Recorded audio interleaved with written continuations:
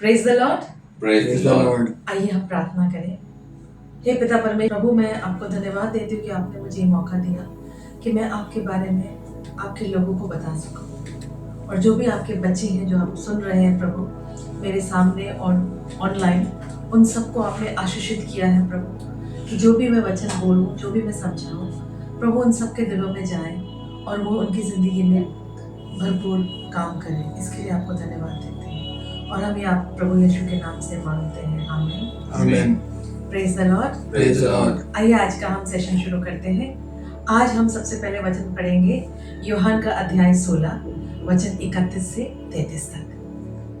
यह सुन यीशु ने उनसे कहा, क्या तुम अप्रतीत करते हो? देखो वह घड़ी आती है वरन आ पहुंची कि तुम सब तितर बितर होकर अपना अपना मार्ग लोगे और मुझे अकेला छोड़ दोगे। तो भी मैं अकेला नहीं, क्योंकि पिता मेरे साथ है। मैंने ये बातें तुमसे इसलिए कही है कि तुम्हें मुझ में शांति मिले।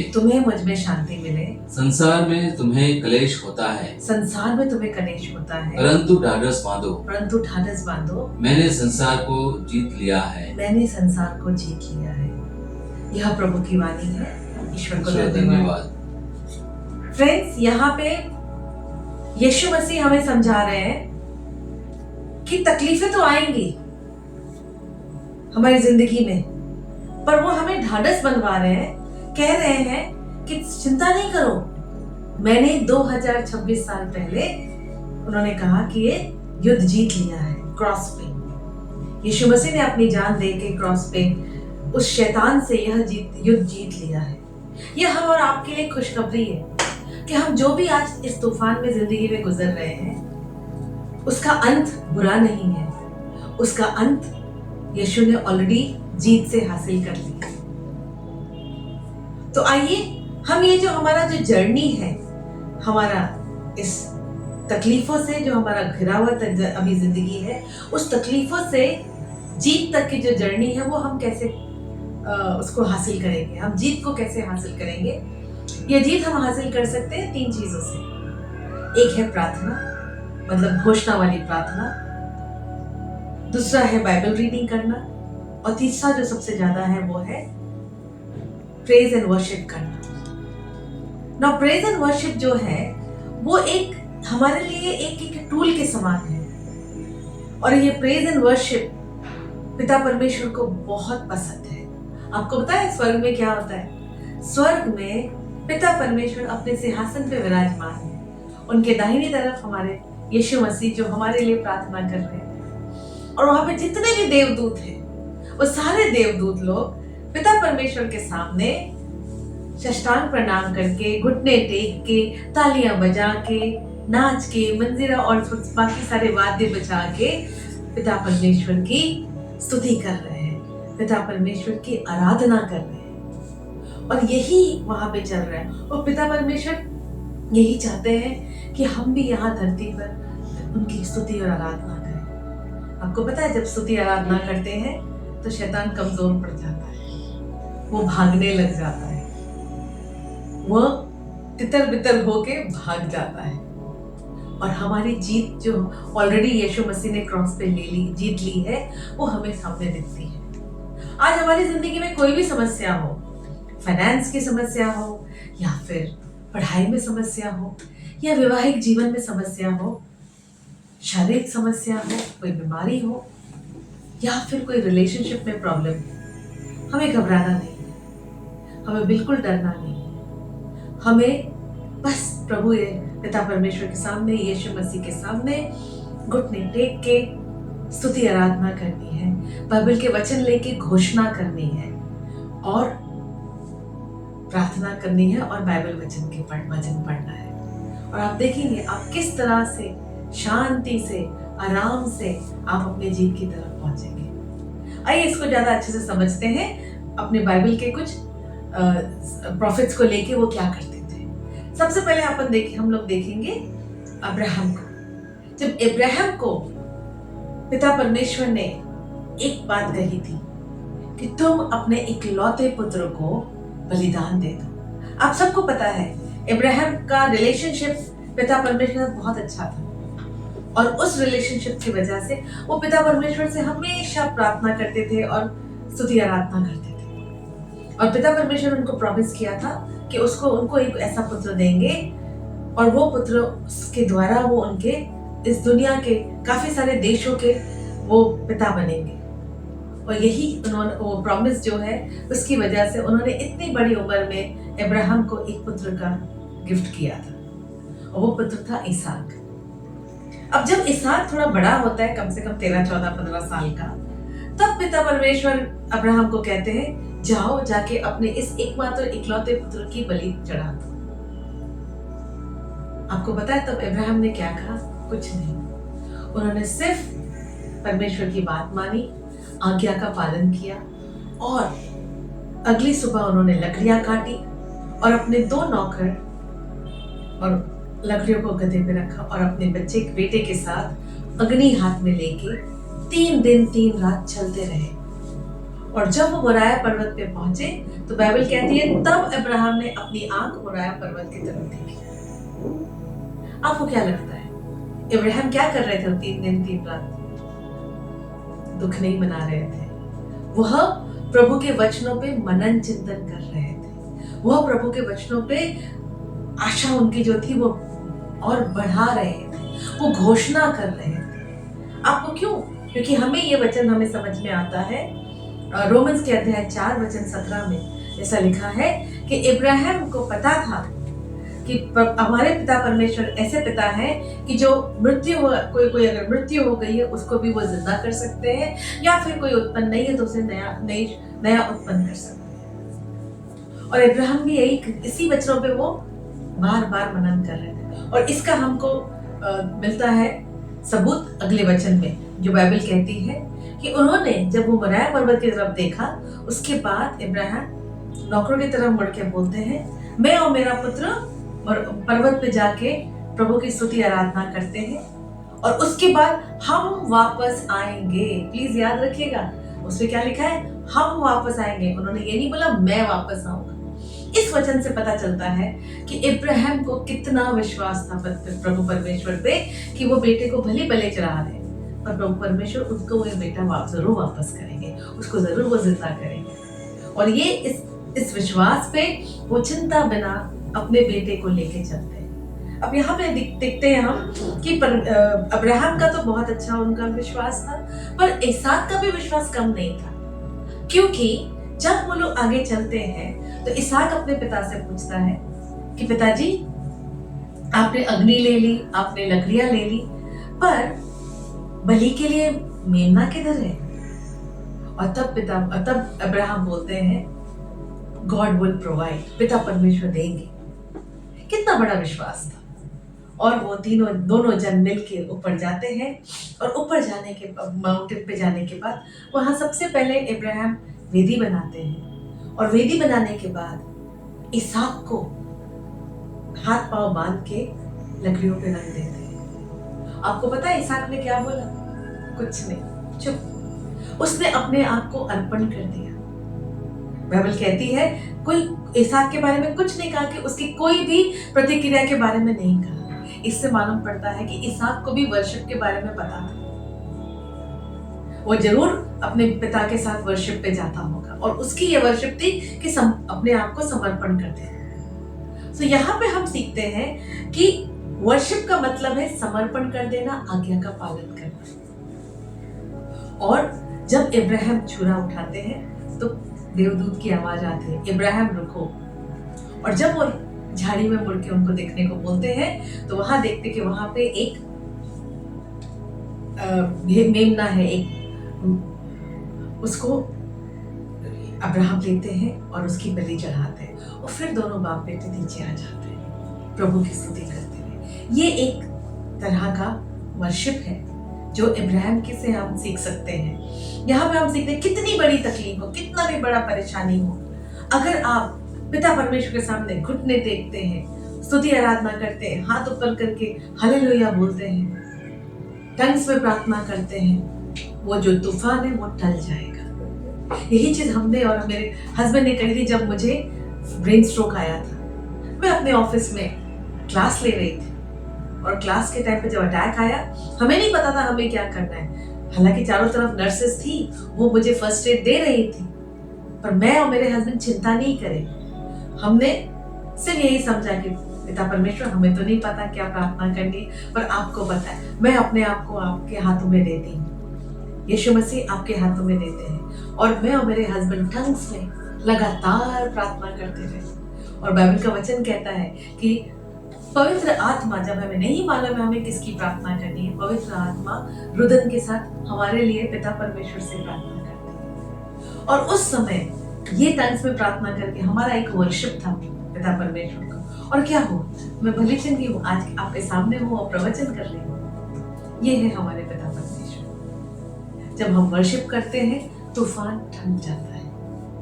आइए दूसरा दृष्टांत लेते हैं, दूसरी एग्जाम्पल लेते हैं। वो मैं लेना चाहूंगी, मिरियम के बारे में बताना चाहूंगी। मिरियम कौन थी? मिरियम मोसेस की बहन थी। मिरियम वो बहन थी जो इब्राहिम से थोड़ा 6-7 साल बड़ी थी। मोसेस से 6-7 साल बड़ी थी, प्लीज माफ करिएगा। मोसेस से 6-7 साल बड़ी थी। और मोसेस जब पैदा होते हैं उस समय उनके मिस्र देश में ऐलान हो जाता है कि जितने भी पुत्र हैं जो पैदा हुए हैं उनको मार दिया जाए। मोसेस की मम्मी माताश्री वो मोसेस को छोटा सा जब पहले तो 3 महीने तक वो छुपा के रखते हैं और मोसेस रोता नहीं है। उसके बाद उसकी आवाज बाहर जाती नहीं।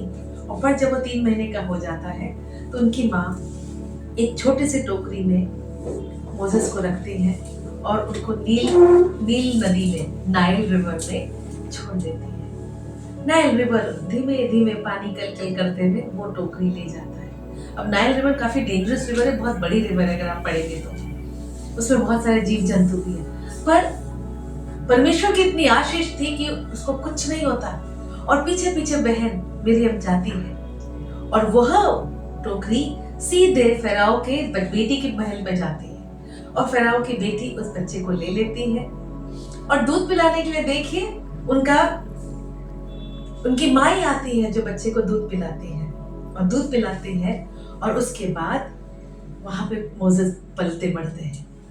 फिर हम आगे पढ़ते हैं कि पिता परमेश्वर ने आदेश दिया और इजराइलिट्स को उस तकलीफों से, उस स्लेवरी से, उन गुलामी से उनको लेके जाते हैं। और जब वो जा रहे होते हैं, यह हमें पता चलता है कि 430 साल के बाद, बाइबल ऐसा कहती है 430 साल लगते हैं उनको क्रॉस करने में। और उसमें ये बताया जाता है 430 साल की गुलामी के बाद उनको जब ले जाया जाता है तो वहां पे जो रेड सी है, लाल समुंदर है, उसमें कैसे पिता परमेश्वर मोसेस के द्वारा 2 भाग में बंटवाते हैं और कैसे वो सूखी धरती पे सारे इजराइलिट्स पार हो जाते हैं, उनको कोई तकलीफ नहीं होती और आर्मी वही समुद्र में डूब जाती है। और जैसे सारे लोग बाहर निकलते हैं, दूसरी तरफ पहुंचते हैं, तब मिरियम कैसे वर्शिप करती है, खंजरी लेके, और वो नाचती है, झूमती है, गाती है और प्रभु का धन्यवाद देती है। उसके साथ उनके सारे इजराइलिट धन्यवाद देते हैं। ये दूसरी तरह का वर्शिप है कि आप खुशियां मनाएं, नाचे, गाएं, झूमे प्रभु के कि हमें प्रभु ने इतने तूफान से निकाल दिया। मैं एक और इसको एक्सप्लेन करना चाहूंगी। एक प्रभु के दास है, उन्होंने बहुत बार टेस्टिमनी में बताया कि जब एक बार वो एक जगह थे जहाँ पे प्रवचन चल रहा था और बहुत सारे लोग आए थे। उस टाइम पे ऐसा हुआ था कि एक इंसान, एक भाई को हार्ट अटैक आता है। रात का समय होता है, जब तक एम्बुलेंस आए तब तक उनको थोड़ा फर्स्ट एड दिया जाता है और ये प्रार्थना कर रहे होते हैं सब लोग घुटने टेक के। तब ये प्रभु के दास उठते हैं और उनको ये दृष्टांत, ये सब याद आता है और वो नाचने लग जाते हैं। वो कहते हैं कि मैं ऐसे नाचा कि लोग सोचते थे कि पागल हो गए ये ब्रदर। पर वो भाई साहब नाचे और उसके बाद थोड़ी देर बाद वो जो जिनको अटैक आया था वो बैठ गए और फिर डॉक्टर के पास ट्रीटमेंट के लिए पहुंचे। अटैक आया था पर वो उनकी जान बच गई। क्या किया पिता परमेश्वर ने? जैसे ही वर्शिप शुरू हुआ पिता परमेश्वर ने तुरंत अपना हाथ लगा दिया और शैतान ने क्या किया? भाग गया वहां से। देखिए, जब भी वर्शिप होती है शैतान भागता है, वो डरता है वर्शिप से और वर्शिप करने वालों से डरता है। आइए तीसरा एग्जाम्पल लेते हैं। ये मैंने काफी बार अपने प्रवचनों में बताया है, ये मेरा फेवरेट ये एग्जाम्पल भी है किंग जोसेफेट के बारे में। किंग जोसेफेट एक छोटे देश का राजा था पर बहुत प्रार्थना में था और उसको उसके देश पे 3 राजा जो उसके दुश्मन थे चढ़ाई के लिए आते हैं, उस पर वॉर का अटैक करने के लिए आते हैं। जब जोसेफेट को ये पता चलता है वो बहुत परेशान हो जाते हैं, दुखी हो जाते हैं, पर वो पूरे अपने देश में बोल देते हैं कि सब लोग प्रार्थना, उपवास और प्रार्थना में लग जाओ। तब एक प्रभु का दास उनको बताता है कि पवित्र आत्मा ने ये संदेश दिया है कि तुम लोग प्रेज एंड वर्शिप करो। और क्या करते हैं किंग जोसेफेट? रात भर प्रेज एंड वर्शिप करते हैं घुटने टेक के, और फिर जब उनकी आर्मी निकलती है तो सबसे आगे आर्मी के उन्होंने अपने क्वायर को खड़ा कर दिया जाता है, जो लोग मंजीरा बजा के, ढोल नगाड़े बजा के गाना गाते हुए जाते हो। क्या गाना गाते? Praise the Lord for his love is eternal. उस प्रभु पर पिता परमेश्वर का धन्यवाद हो, इसका प्यार अद्भुत है।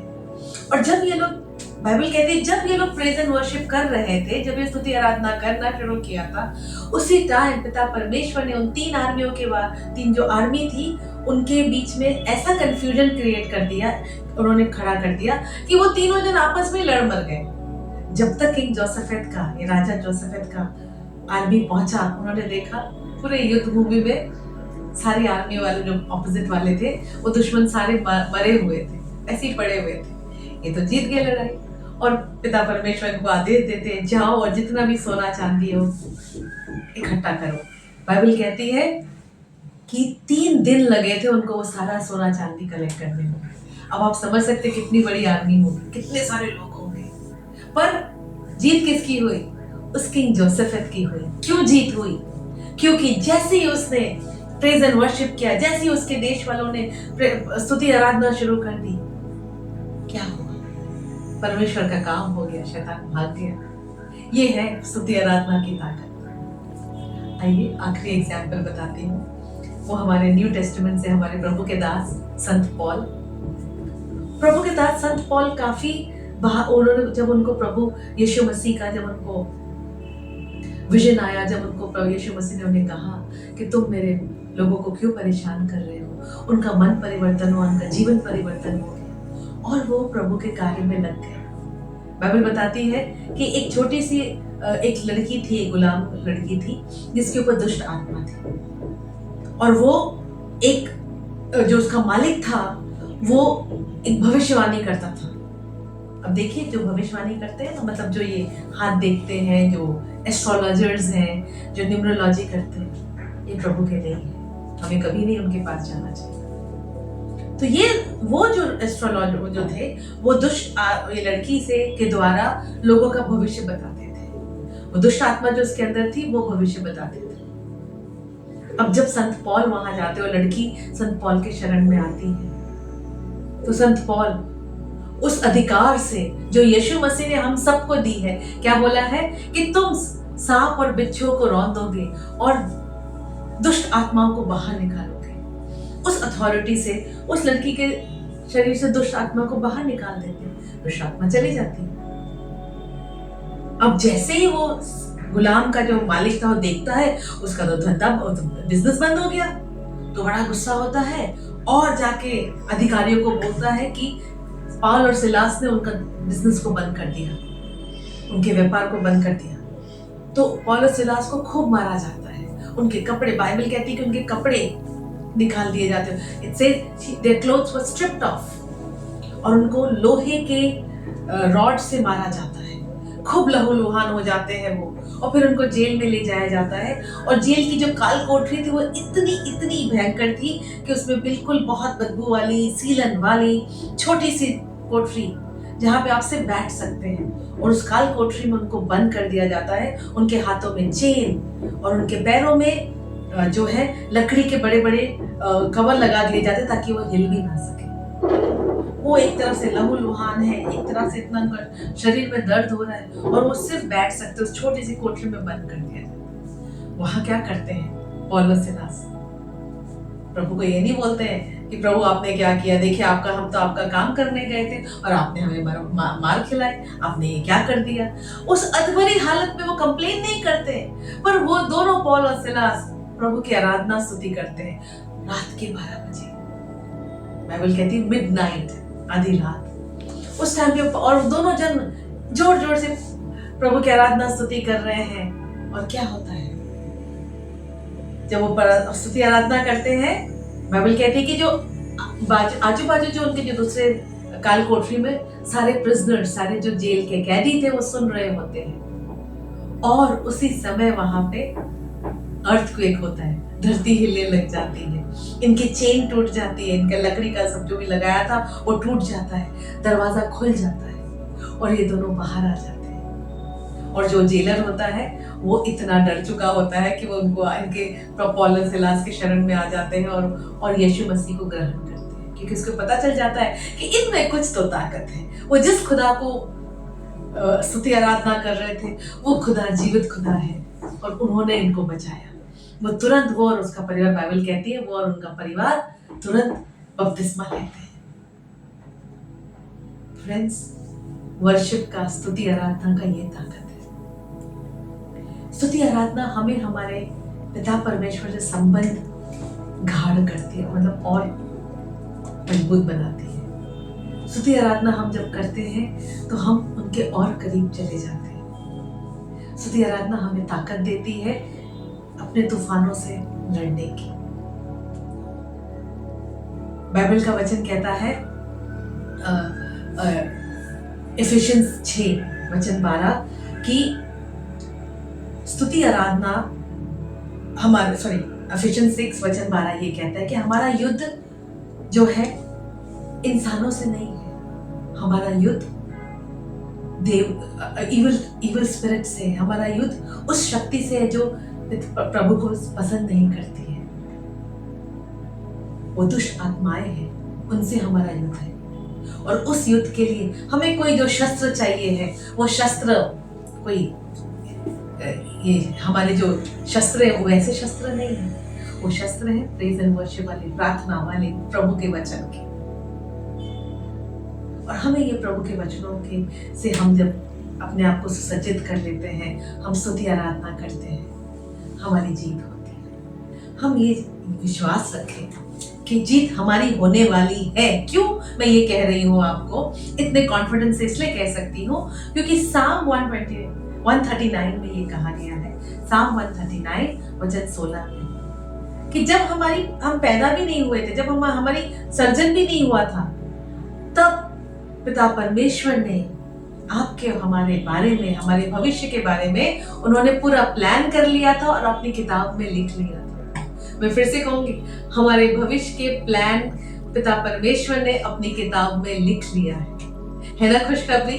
कि जो भी तूफान, हमारा जो जिंदगी है, भले हम किसी भी मोड पे हो, कैसे भी कंडीशन में हो, पर प्लान तो प्रभु यीशु ने, पिता परमेश्वर ने हमारे लिए अच्छा किया हुआ है। और उन्होंने बहुत, और ये प्लान अगर हम जानना चाहते हैं क्या है, तो वो हमें जर्माया 29:11 में मिलेगा, जहाँ प्रभु कहते हैं, I have a plan for you, a plan to make you prosperous, a plan not to destroy you but to make you happy. इसका मतलब है आज कुछ भी चल रहा है ना, कुछ भी तूफान है, ये हमें बिल्कुल भी नष्ट नहीं करेगा, हमें सर्वनाश नहीं है। हमारा तो प्रभु ने ऑलरेडी मस्त प्लान किया हुआ है, जो बहुत खुशियों भरा है, जो आनंद वाला है। उस प्लान अगर जब ऑलरेडी कर दिया है प्रभु ने, ऑलरेडी उन्होंने अपनी किताब में लिख दिया है, तो इस तूफान को तो बोलो हटो, भागो, कुछ नहीं होने वाला। हम विजयी हैं, हम आनंद में खुशियां मनाएं, हाथ उठा के बस प्रभु की स्तुति आराधना करें, अपना समय स्तुति आराधना बिताएं, अपना समय परेशानी में ना बिताएं। मैंने बहुतों को सुना है, वो अपनी परेशानी बता करते हैं। अगर उनके वैवाहिक जीवन में कुछ प्रॉब्लम आ गई, उसी को रट करेंगे, अगर उनके पास फाइनेंस का प्रॉब्लम है, उसी फाइनेंस को रट रट करेंगे, लोगों से मदद मांगेंगे। अरे छोड़िए ये सब, घुटने टेक लीजिए, साष्टांग प्रणाम, लेट जाइए, हाथ उठाइए, गाना गाइए, टंग्स में प्रार्थना करिए, कुछ भी करिए पर स्तुति आराधना करिए, और आप देखेंगे शैतान कैसे भागेगा।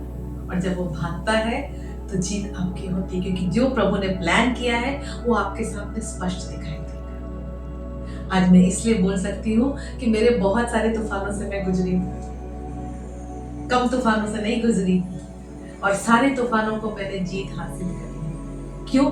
क्योंकि मैंने स्तुति आराधना करी है, मैंने प्रार्थना करी है, मैंने घोषणा की प्रार्थना करी है, और इसी तरह से हम आगे चलते हैं।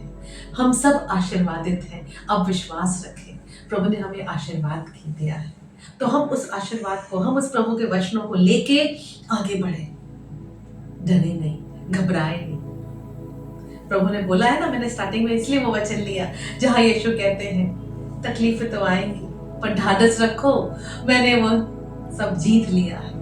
तो क्या चिंता करना, क्या रोना, क्या परेशान होना। अगर आपके घर में आपका कोई सदस्य किसी गलत बुरी लत में है, जैसे शराब में है, या फिर सिगरेट पीता है, या फिर तंबाकू खाता है, या फिर मोबाइल पे गेम भी अगर आपके बच्चे खेल रहे हैं पर आपकी नहीं सुन रहे, आप घबराए नहीं, बस स्तुति आराधना करें, बस विश्वास करें, और इब्राहिम की तरह, आइसैक की तरह, मिरियम की तरह, पौल और सिलास की तरह, किंग जोसेफिन की तरह यीशु के शरण में आए, पिता परमेश्वर की शरण में आए, और देखेंगे आप कि जीत हमेशा आपकी होगी। Praise the Lord. Praise the Lord.